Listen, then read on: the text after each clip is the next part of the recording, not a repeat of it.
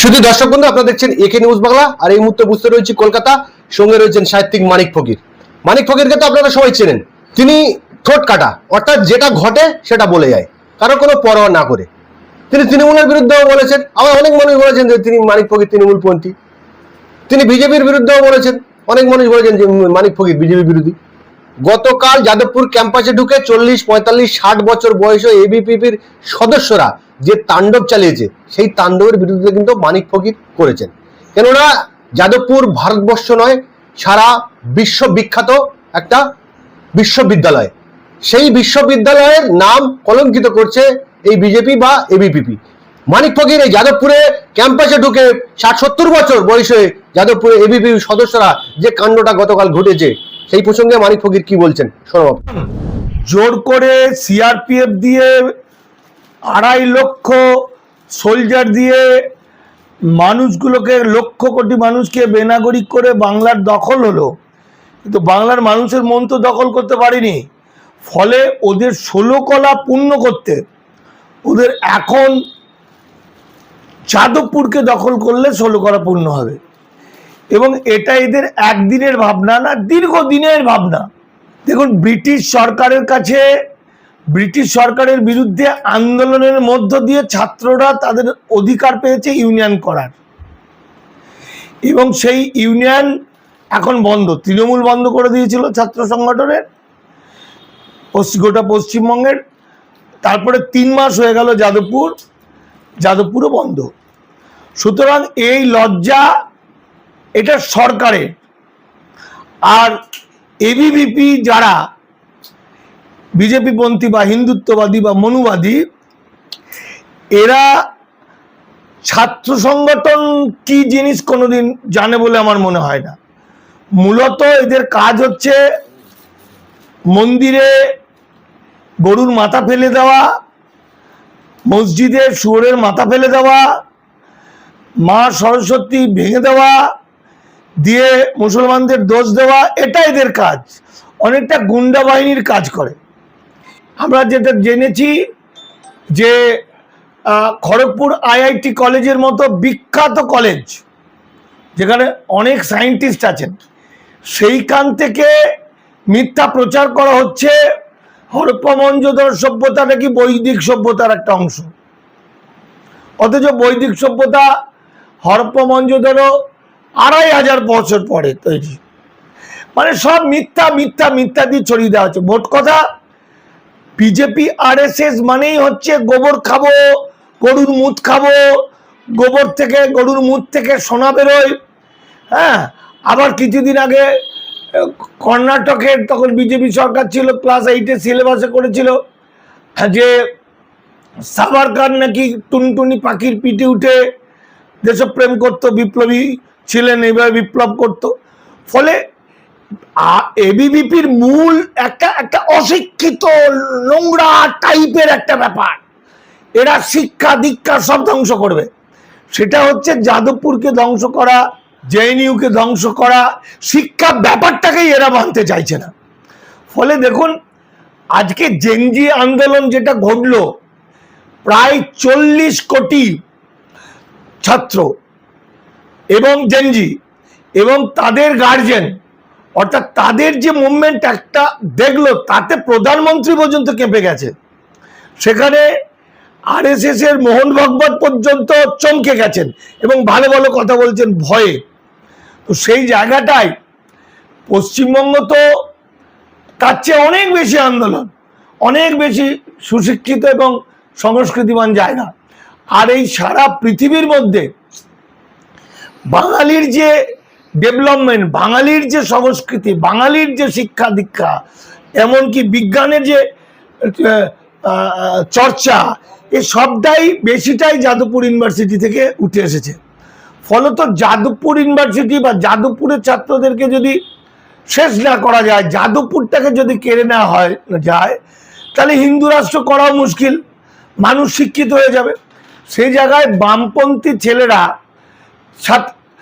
মূল গল্পটা হচ্ছে ছাত্রছাত্রীরা আমাদের ছেলে মেয়েদের মতো। সেখানে এবিভিপি ভিতরে খুব একটা স্ট্রং নয়, সেখানে বামপন্থী ছাত্ররা স্ট্রং, কিন্তু তারা তো বন্ধু বান্ধব। তাহলে বাইরে থেকে বন্ধুদের মধ্যে ভিতরে কি হচ্ছে, যাদবপুর ইউনিভার্সিটির ভিতরে কি হচ্ছে, কোন সাহসে বিজেপির মালগুলো, আরএসএস এর বুড়ো মালগুলো এবং এমএলএ কোন সাহসে সিং ভেঙে বাছুরের দলে ঢোকে।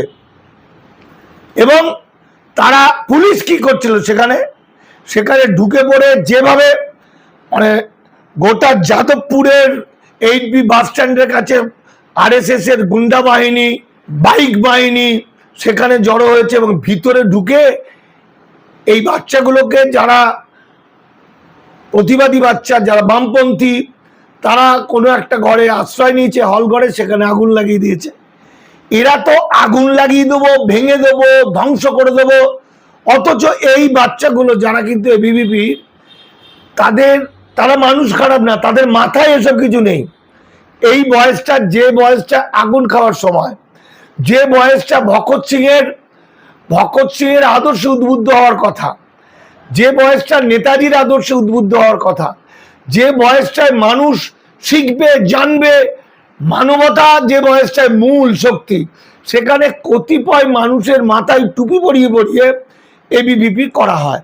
ফলে এবিপি যে কাণ্ডটা করলো গতকালকে, এবং এবিভিপির কথা কেউ বিশ্বাস করবে না, কারণ এদের তো গদি মিডিয়া এবং এদের আইটি সেলের মাধ্যমে সারাদিন মিথ্যা কথা বলে। সে পালে, গরুর পালে বাঘ পড়েছে মতো গল্প। যদি কোনোদিন সত্যি সত্যি এবিভিপিকে পেটায়, সত্যি বামপন্থীরা পেটায়, আর ওরা যদি সত্যি সোশ্যাল মিডিয়ায় বা আইটি সেলের মাধ্যমে প্রচার করে, মানুষ বিশ্বাস করবে না। মানুষ বিশ্বাস করবে যে ওরা মিথ্যাবাদী। বিজেপি আরএসএস মানে মিথ্যা কথা বলে। বামপন্থীর মধ্যে যে মানবিক জায়গাটা থাকে, যে শিক্ষাটা থাকে, যে চেতনাটা থাকে, যে প্রগতিশীলতা থাকে, যে নতুনকে জানার আহ্বান থাকে, যে মানুষকে ভালোবাসার আহ্বান থাকে। আজকে সারা ভারতবর্ষ যখন হিন্দুত্ববাদীরা তুলকালাম করে দিচ্ছে, মানে সব ধ্বংস করে দিচ্ছে, তখন কিন্তু বামপন্থীরা আবার একত্রিত হচ্ছে। বামপন্থীরা এ কারণেই তো, বামপন্থীরা হচ্ছে আরএসএস এর নীতিগতভাবে আরএসএস এর চিরশত্রু। ফলত আজকে বামপন্থীরা আবার উঠে আসার সুযোগ পাচ্ছে। বামপন্থী কারা? বেশিরভাগটাই ওই ইয়ং জেনারেশন, এবং তার মানে হচ্ছে তারা জেনজি। আর জেনজিরা যদি আবার একবার জেগে যায়, তাহলে যে কি ঘটনা ঘটতে পারে। এটা বাংলা, এটা কিন্তু উড়িষ্যা বা মধ্যপ্রদেশ নয়, বা উত্তরপ্রদেশ নয়, এটা বাংলা। আমার বাবা কংগ্রেস করতেন, কংগ্রেস সমর্থক, কিন্তু বাড়িতে লেনিনের ছবি ছিল, কার্ল মার্কসের ছবি ছিল। আমরা লেনিন, কার্ল মার্কস বলে আলাদা কোনো রাজনীতি ধরি না, তার আদর্শ ধরতাম। এখনো তার আদর্শটা আমরা বুঝি। ফলে বামপন্থী আদর্শে উদ্বুদ্ধ, এটা একটা বয়সের ধর্ম।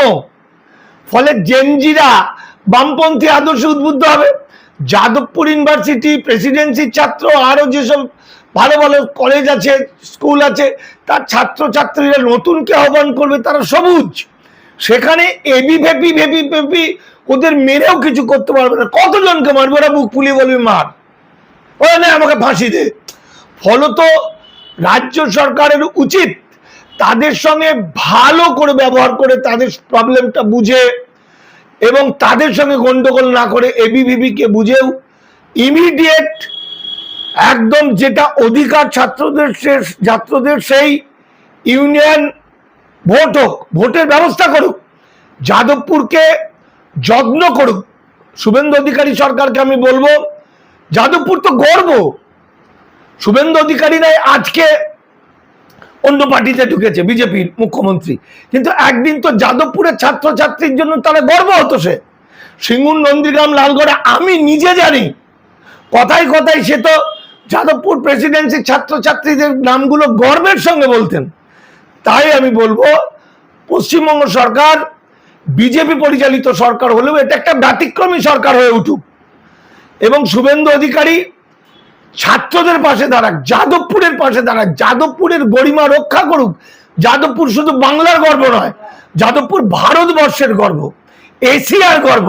যাদবপুর আমাদের আবেগ, যাদবপুর আমাদের ভালোবাসা, যাদবপুরের ছেলে মেয়ে সারা পৃথিবীতে। ফলে যাদবপুরকে ধ্বংস করতে দিলে পার্টি ধ্বংস হয়ে যাবে বিজেপি।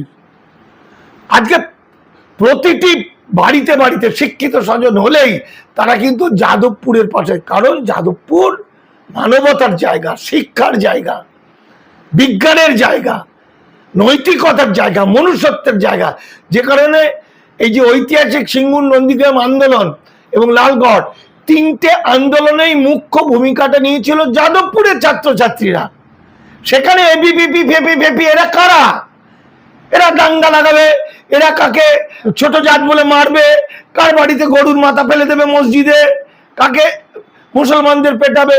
ফলে যাদবপুরে যে ঘটনাটা ঘটছে, আমি চাই, আমার মনে হয় যত তাড়াতাড়ি মিটমাট হয়ে গেলে, যারা এই যে দুপক্ষরে যে মারধর খেয়েছে, হসপিটালে ভর্তি হয়েছে, এরা সবাই আমাদের ছেলে মেয়ে, এরা সবাই এক হয়ে যাক, বসুক, আলোচনার মধ্যে সমস্যাটা সমাধান করুক।